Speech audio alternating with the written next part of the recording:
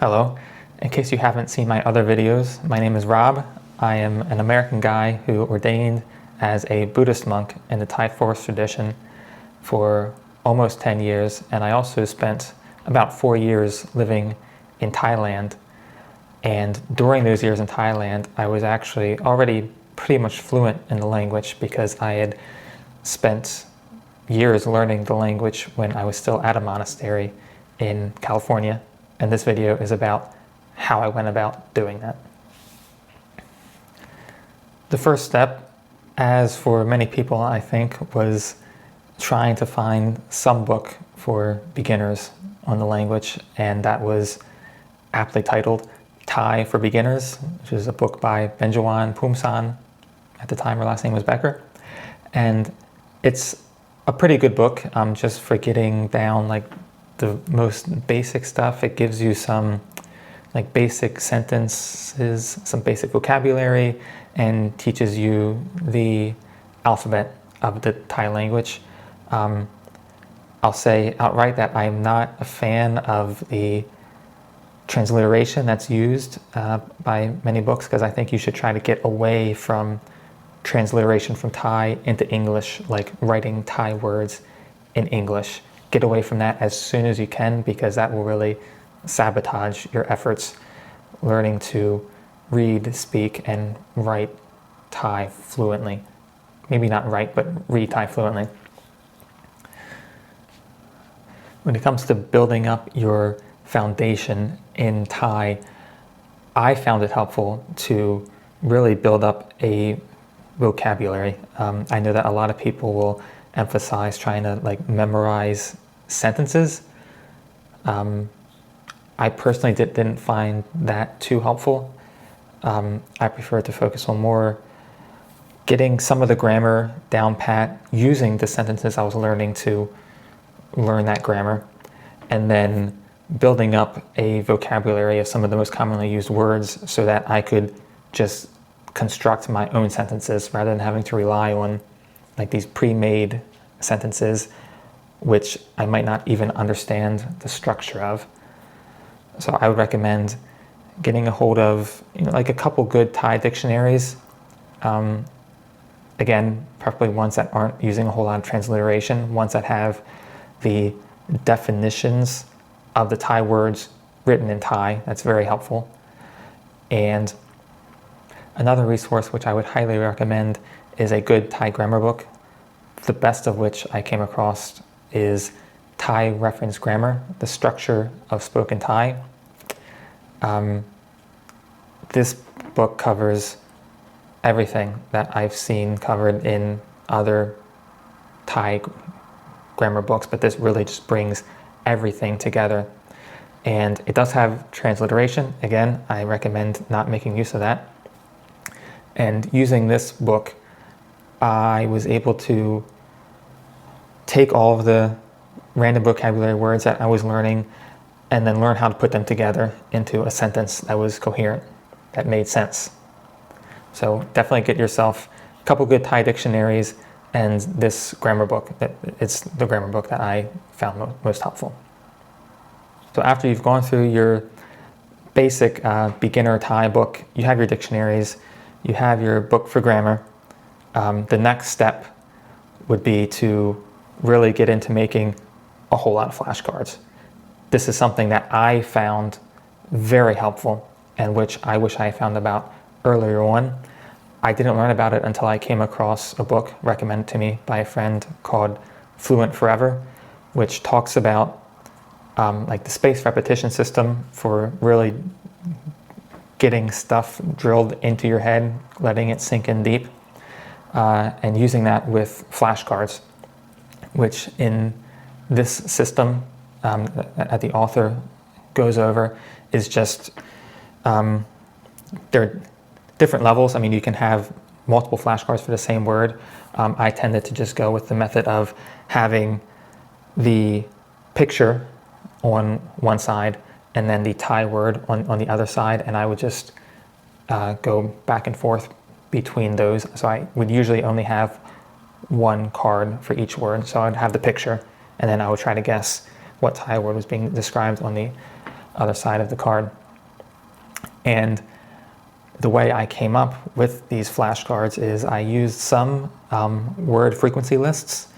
So I went through lists of the most frequently used words in Thai and made cards for those words. And also, I really enjoy reading. And I was learning Thai as a monk. So internet resources weren't really a thing that I could use. So I relied a lot on books and recordings of Dhamma talks given by monks. So what I would do is I would get a hold of a book that I found interesting, and just about every word that I did not know, I would make a flashcard for that word. And this helped me contextualize each word that I was learning. And I knew that it was really sinking in when I could go through a book and there would be a page where I understood almost nothing. And I would make flashcards for this and try to understand these words in context. And then a week or two later, I'd go back and suddenly I could understand everything on that page and the pages around that. So I knew that flashcards were really working for me.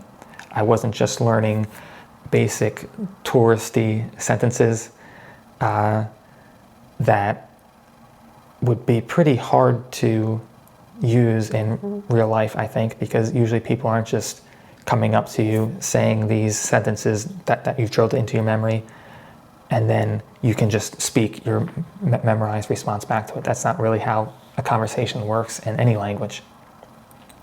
So I found this method to be very helpful.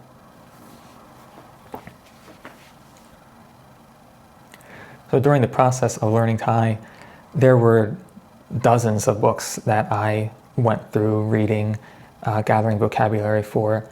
But I think one book that I would really recommend, if you're somebody who happens to be interested in Buddhism, and even if you're not, it's still just helpful, really. And some of the stories in this book are just good fun. Ruang Tan Lao. It's a book by Ajahn Jaisar. Well, it's a book of different stories with Buddhist themes that Ajahn Jaisar, a monk, has told throughout the years, and his disciples got them all together in a book. And I found a YouTube channel of a Thai person reading out these stories, which I will include in the description below this video. So you can have this book, and you have the audio of this book being read out at a pace that's not too much. The pronunciation is very clear. And this is what I did with multiple books, really. So I would have the book and I would be listening to the audio so that I could really get my mind around the pronunciation of the words, because the high tone, the low tone, the falling, the rising tone, that's something that I struggled with a lot. And listening to audiobooks really drilled this in. I think if you were to just go and watch like Netflix or something, then that might be too fast for you. And even after I could speak Thai pretty well, after I disrobed and I watched some stuff on Netflix in Thai, I did kind of have a hard time following it because they're speaking very, very quickly, and sometimes the language is very colloquial. Even with as good as my Thai was, I still had kind of a hard time following stuff on Netflix because they were speaking so quickly. And if you're relying on subtitles, at least with Thai, I don't know if it's the same in other languages, usually the subtitles and what's being said don't match up. Like I've noticed that the subtitles, perhaps it's only a Thai thing, the subtitles are using like more of the book style Thai, so like it's the very proper Thai, and then what's being spoken is more colloquial Thai. So if you're relying on subtitles to keep up with what's being spoken, then you're just going to get lost. It's not going to be helpful. So I really liked using books and being able to rely on the slow, methodical pronunciation of the words. That was very helpful for me. You can play around and see what helps you. So once you've been learning for a bit, then inevitably comes the time to actually start using the language with native speakers. And when I was a monk, I was even in America. There were always Thai people coming to the monastery where I was, so I could chat with them. If that were not the case and I were in the US, then I would have probably had to use one of these apps online where you can find native speakers of the language that you're trying to learn. Some people will recommend going to restaurants, but they're busy in restaurants and they don't want to waste their time trying to chat, like have a basic conversation with some random person learning a language. So I would recommend using these apps online rather than going to restaurants. But if you happen to already have a trip lined up for Thailand, then hey, great, lots of opportunity to try and strike up a conversation with random people that you meet, as long as you don't fall into the expat trap where you just hang out with other people who speak English. Despite the advertising materials that you see everywhere, all over the internet, learning a language is something that takes time. If you're hoping to be fluent in Thai within 2 or 3 months in time for your vacation, realistically, unless you're some sort of savant, that probably isn't going to happen. You really have to put in effort to acquire a new language. I'll give an example of a monk I knew in Thailand. Great guy, good monk. He lived in Thailand in monasteries where pretty much no one else could speak English. Everyone spoke Thai except for one monk whose English was excellent. And this monk, this non-Thai monk, always hung out with this Thai monk who could speak English. And because of that, this monk, even after 5 years in Thailand, being immersed in the language, he basically could not speak Thai and he couldn't really understand much of the language. So immersion isn't really the end-all be-all of language acquisition either. You really do have to put in time. You really do have to have the desire to learn this language. So I would just encourage you to be prepared to put forth a lot of effort and be patient and be consistent. And if you keep on like that, then you will eventually become fluent in Thai and any other language you might try to pick up in the future. So good luck. Bye.